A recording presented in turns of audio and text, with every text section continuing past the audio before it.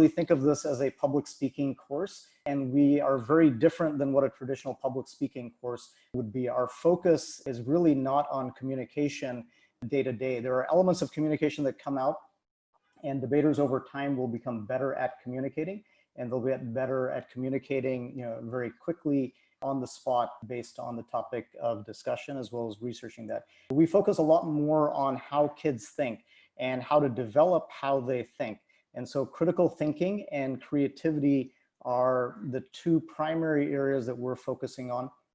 If there's a third that I would add into that mix, I would say collaboration, and becoming a very good collaborator within our debates and with teams is a critical skill. To be a good debater, you have to be a good collaborator. Most debate formats end up involving teams and multiple students. And so that's very important for us. We do have some formats that we run with the kids, which are one-on-one, and that's partly just to help get some of the introverted kids speaking, because they need to speak in a one-on-one debate, and it just gets them in the loop early on. And so that's usually one of the first drills that we run early on, and that's what we did the first couple of weeks. So to give you an overview of what the last 4 weeks have been, those of you who have a child that's been in our Q1 program, the first couple of weeks we focused on a format called an island debate. And so that does start off one-on-one. Each child is researching a particular area that's of interest to them, and then they're debating that out in breakout rooms with other kids. And that usually is a very easy format to get everyone involved right off the bat. And we generally start that at some point in the first week of every course. And we've done that. We've been doing this for months, starting off with the island debates. And it works well, and it gets everyone involved. And then after the first couple of weeks, what we have been doing in most of our classes has been running a balloon debate format. And so some of the smaller classes, that's on an individual basis. The larger classes, that's on a team basis. And the kids we've been combining balloon debates with role play debates. And so I'll just give you an example of what that. So the role play debates get everyone involved in a team format. And that's very important. And they really go deep into a topic. And so these kids have been debating the pros and cons of Microsoft's approach versus Amazon, and not only the companies, but looking at their leaders, their CEOs. We've also had teams that are representing the US government and the EU, and those teams have been representing their positions in this debate. So it's a fairly complicated structure, but it's one that we had tried this out several months ago, and we like this. It gets everyone involved again. And within the role play balloon structure, we're able to run many different drills, session by session, to train kids on different aspects that are important for debate. The third one, just to give you a preview of what is ahead over the next few weeks, and hopefully you'll be able to ask your kids about some of these things now. What we have coming up over the next couple of weeks, we're almost done with our role play debates with their role play, and then we'll be moving into our structured policy debate format. That is similar to a global tournament style debate. It's an affirmative versus negative style debate. It is a highly structured debate. And so kids who are new will learn more about the structure. They will be given an outline to help them out initially and to get them ingrained in the process. But once they've got the outline, they'll really be going deep into research. And I'll touch in a moment about some of the different skills and how we weave those in. We don't lecture at kids. We don't believe in lecturing at kids. This is a student-centered approach, and so students are at the center of all of our learning. If it's not fun for them, it ends up not being fun for me, and then we just don't do it. So we're generally looking to do things that they're going to be excited by. My goal is, we have had many, many introverted kids. I'd say anywhere from a third to a half of our kids are introverted, and that is very normal. If you look at most adults, and it's very difficult to have consistency on different surveys here, but roughly about half of the adult population is introverted. And introversion is correlated with about 1,000 different genes that we inherit from our parents and from our relatives. And so it is something that is ingrained in us. We have had it for years and years. Our environment does impact our level of extroversion or introversion. And so for these kids, some of these kids are 7, 8 years old, others are teenagers. They have generally been having that particular temperament for a number of years.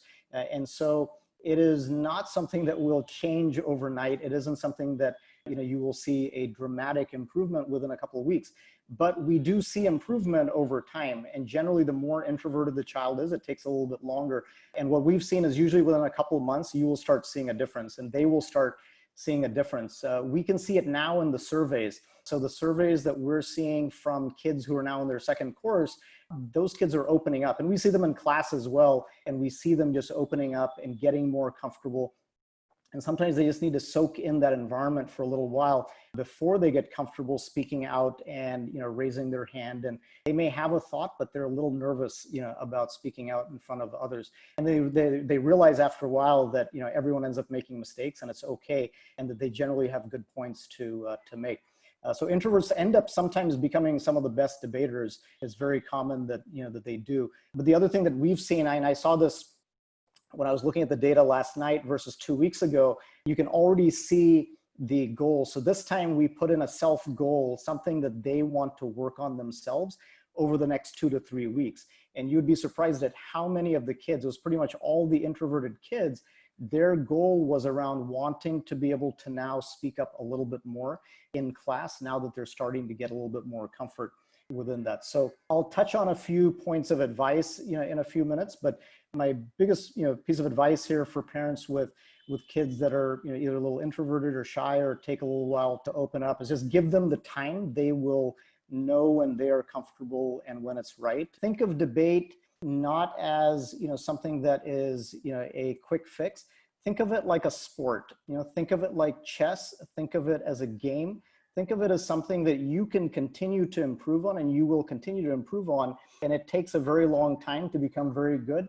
Kids will generally start peaking out by around junior year of high school. The next thing I want to touch on is some advice and just some pointers for parents. Several parents asked about what they can do or what would be helpful. And so I think the first point here is just support your child and try and stay focused on the learning versus on winning. The courses are really not about winning, they're about learning, and they're about improving your own skill. The other thing we've been speaking about within classes is stop worrying about what the other child is doing or who else you're competing with. Look at yourself and try and monitor your own growth. See how you are progressing as a student. So we're looking for growth within a student versus trying to compare one student to another child, because every child is going to be different, and each child is going to peak out and do better at different points. Ask them what they found challenging today in class, or what was something that they observed other students doing, what was something that they are trying to improve on, and that might help facilitate more of a discussion around how things are going in their classes.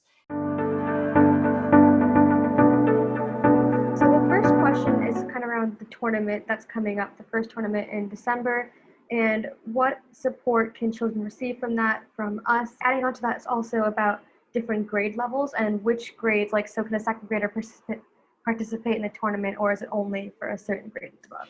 Yeah, so we will have different tournaments set up for different age levels. For the younger kids, it's really not a competitive tournament. It's just to get their feet wet. For kids in the ES division onwards, so grade 4 or 5 onwards, there it will be competitive. And the session that we run, and so to some extent, what we're doing all throughout is helping them with building blocks that'll be relevant for the tournament. And the session that we run the last couple of weeks of every course is on a tournament style AF-NEG policy debate. It's a highly structured debate. That's what we run in tournaments. And we'll be releasing the tournament topic as we get closer to the winner. All of your kids who are in our Q1 classes, Q2 classes, will be invited to that tournament. We have a course on the weekends that is an extra course for preparation called Global Chronicles. We've closed out that course now, but that course is additional tournament prep. The next question I've gotten is about growth. How do we know how to support our children? How do we know if our child is growing throughout these courses? Every child is generally growing, class by class, and we see it week to week. We see it in some of their self-assessments and feedback. We're also tracking that with their own assessments. So we'll be doing a comparison on their first assessment versus the second assessment that'll be administered next week. And then we'll do an assessment at the very end, to compare and see what their individual growth is. But generally, kids are growing week to week, and they're getting better and better. And we can see it because the level of intensity continues to rise. We'll also be sharing some of this feedback with parents. So once we've shared it directly with the kids so that they have a feel, we'll then be emailing parents with the feedback. So relating to that, will these assessments be shared with the parents or just the feedback? The feedback will be shared, and the feedback is feedback on the assessments. Yeah, your children probably have their assessment videos if you'd like to take a look at what they'll all have their videos. Well. That's right. Will the debates have the same format as the national debates? The tournament. In terms of the format, it will be an affirmative, negative, policy style debate. The topic is definitely going to be different. It'll be a new topic that's a timely topic, and the structure will be similar, but every debate topic lends to slightly different structures. And so we'll explain that. We usually end up having a couple of extra sessions that we run for the kids as we get closer to tournaments. And so we'll invite everyone to those. We'll explain to them what the tournament topic is, what the resolution, specific definitions and words are that are important. And then we'll give them an outline to think through as part of their, work and research. So some parents have noticed that their kids aren't participating as much during these classes. And so what are some things that these parents can do to help their kids in feeling more comfortable in participating? So I addressed this earlier. It's just, the same answer there. Give them time, give them some space. We know who speaks and who doesn't. We will nudge them from time to time, and we'll kind of see how they're doing. But we also want them to open up gradually. Pushing them generally won't end up, helping a lot. Sometimes it can backfire. So we do it delicately. But we also have certain strategies. So we will bring them into a debate sometimes where they do have the benefit of their notes and evidence and so forth, and they just have that comfort level. So we do this in a way that, makes them a little bit more comfortable. But it's okay if it takes a little while for your child to open up. And again, we'll share feedback, written feedback, and we'll be directly, so what we do within class, when we find a teachable moment, we will pause the debate and we will, explain to them what they could have improved, what they should be doing. And so we will do that just on the spot, and we will stop the debate. We do this all the time. Every class, there are points where we just are stopping them and we're teaching them. And those are teachable moments for everyone. There are other times when they're in a breakout room where we will ask them questions. We will advise them on certain aspects within a smaller group setting. And then there are times when a particular child has said something or done something that we will, call out on the spot and advise them on.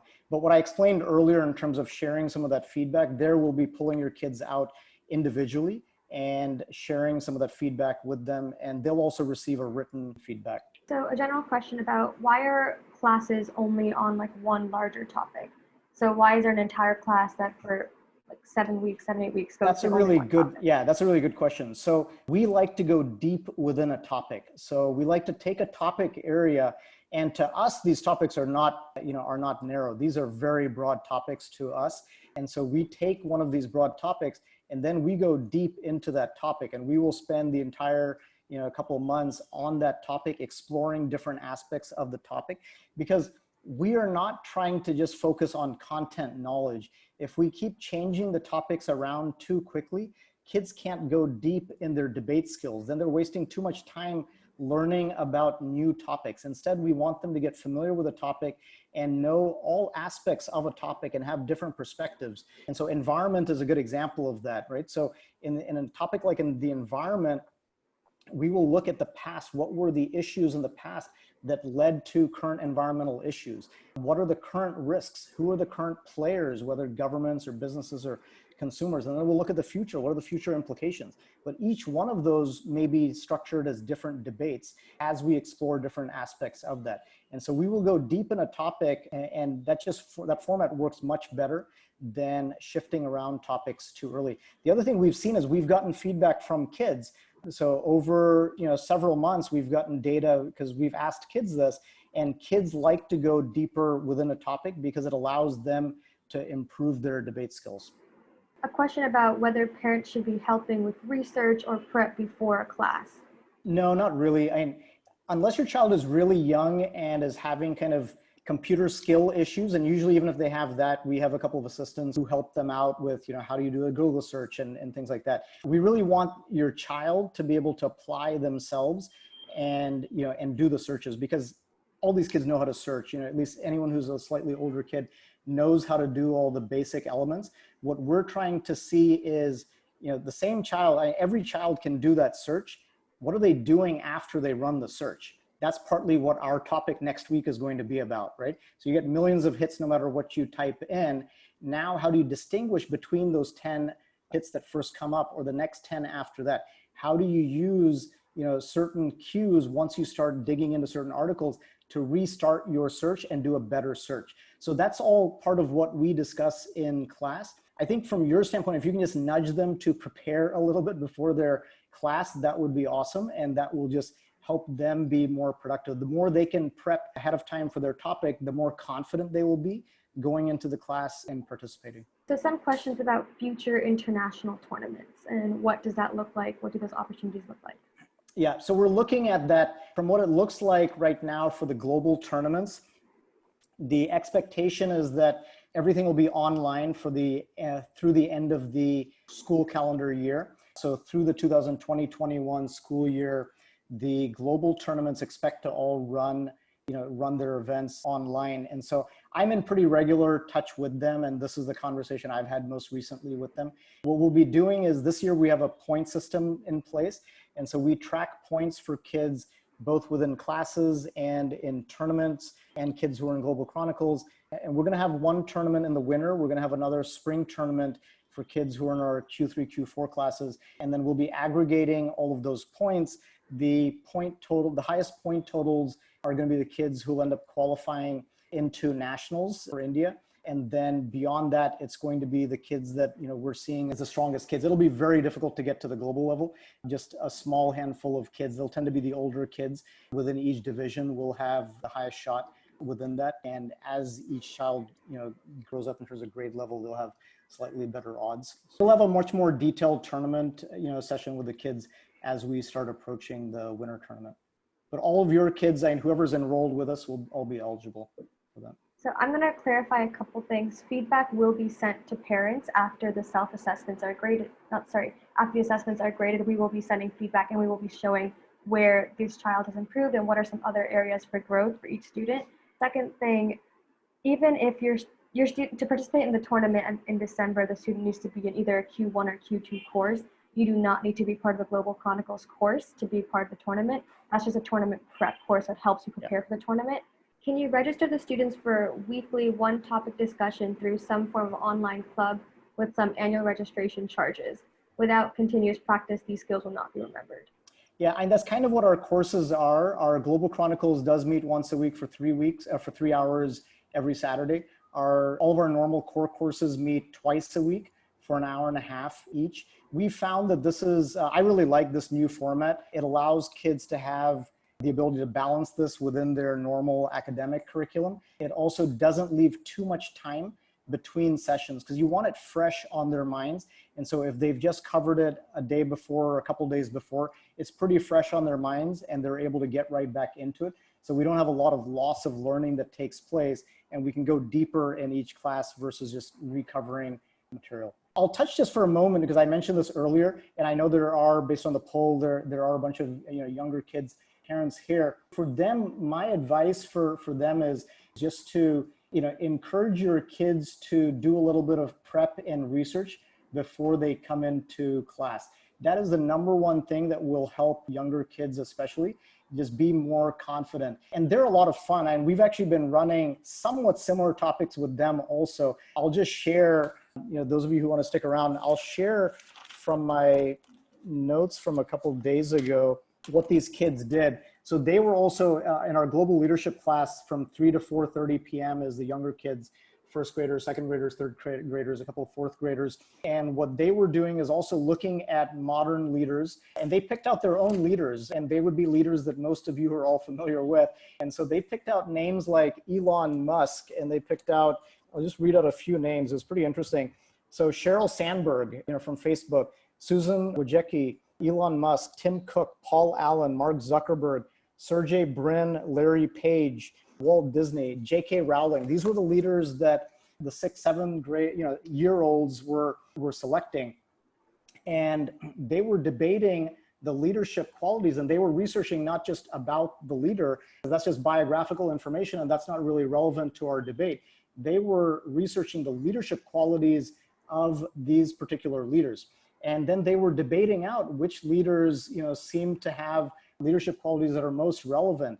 They collectively as a team, and there were about a dozen kids in that class, they collectively as a team came to a conclusion on what the top 7 skills are that a leader should have. And I would like to read this out because it was just phenomenal in terms of what they came up with. Again, 6, 7-year-olds. So these were their top 7.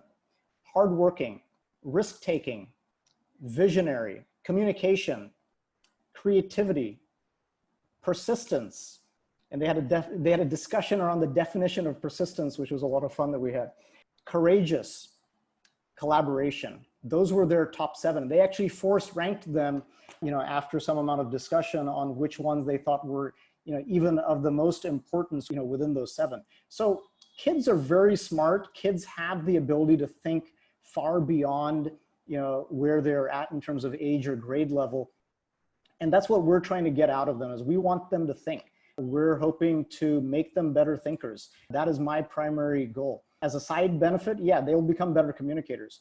But if we can help them become better critical thinkers, if we can help them retain creativity, those are very difficult skills to gain at any age. So 2 questions. 1, are there levels for debate? And then 2, how do we make sure that all kids are participating in our courses? There are levels. Generally, the later in the day that a kid joins a class, it is a tougher class. And so generally speaking, there are definitely exceptions to all of this because every kid is different. Generally, the 3 to 4:30 p.m. class is the youngest kids. And that's only one particular class that we have time to run that with right now. The other classes, we do have pretty much each of the days of the week. 5 p.m. to 6:30 tends to be grade 4 or 5. Some of the newer grade 6 kids or kids who can't make it at a different time slot will join that 5 to 6:30 p.m. batch. The 6:30 to 8 p.m.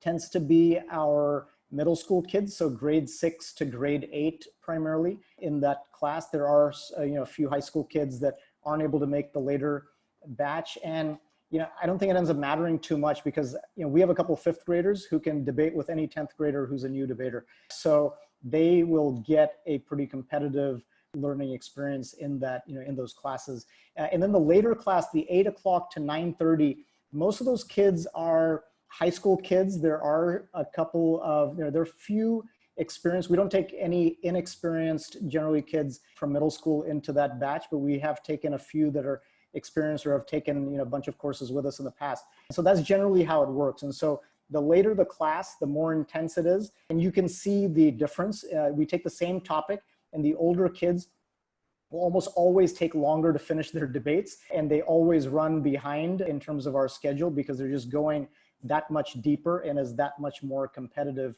And so as kids, as kids grow both in terms of age and their ability, we have a conversation. Sometimes we will tell them that they really should, if their schedule allows it, they should try and move into a different particular batch.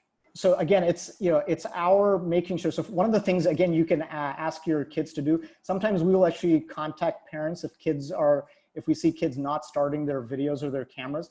It's very important that kids keep their cameras on throughout the entire session. Learning is much greater if your cameras are on versus if your cameras are off. We require it in our classes, but there's still a few kids in every class that either just have very poor internet connections, and we understand that, and there's not a whole lot you can do about that. But there are a couple of other kids who tend to turn their cameras off.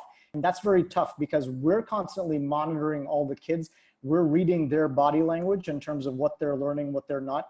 We know which kids are comfortable or not. And so we will try and find opportunities sometimes to team them up with another child so that they do get more of that benefit. It also takes us a few weeks to get a feel for that. So we ourselves are right now getting a better feel for some of the newer kids who've just joined in Q1 in terms of what their predisposition is. So we're on it, and we always do look at that, but we will gently nudge. We don't want to force a kid. Sometimes we will put a kid on the spot, but we generally don't do that. We want it to be a comfortable environment for them. Sometimes what we will also do is we'll have them send us private messages. So I know there's times when there's two teams doing a debate, and so for the two teams that are in the next debate, I will have them sending me private messages throughout the entire time. So I understand what questions they would have asked, what rebuttals they would have made, even though they're not in the actual debate, I'm still hearing their input. And that helps students who feel a little bit more shy in speaking out loud, but they're still able to communicate, and I'll respond back to them during sessions as well. Yeah, that's a great point. And we tend to see the most private messages from the shy kids. That's how they start opening up. They will start sending you a couple of messages. They'll see whether they can speak next. They'll see if such and such point is okay. And then we'll kind of encourage them. We'll give them some positive feedback to encourage them that they're on the right track, or think about such and such in your argument, or supplement this. And sometimes we'll do this within the breakout rooms, right? So when we're going in a breakout room, there's just 2 or 3 kids, or sometimes just a single kid thinking about something. I'll stop there and pause for a couple of minutes just to have a quick chat with them, and and see how their group is doing. And I know certain kids are already doing fine, and others need a bit of help. So.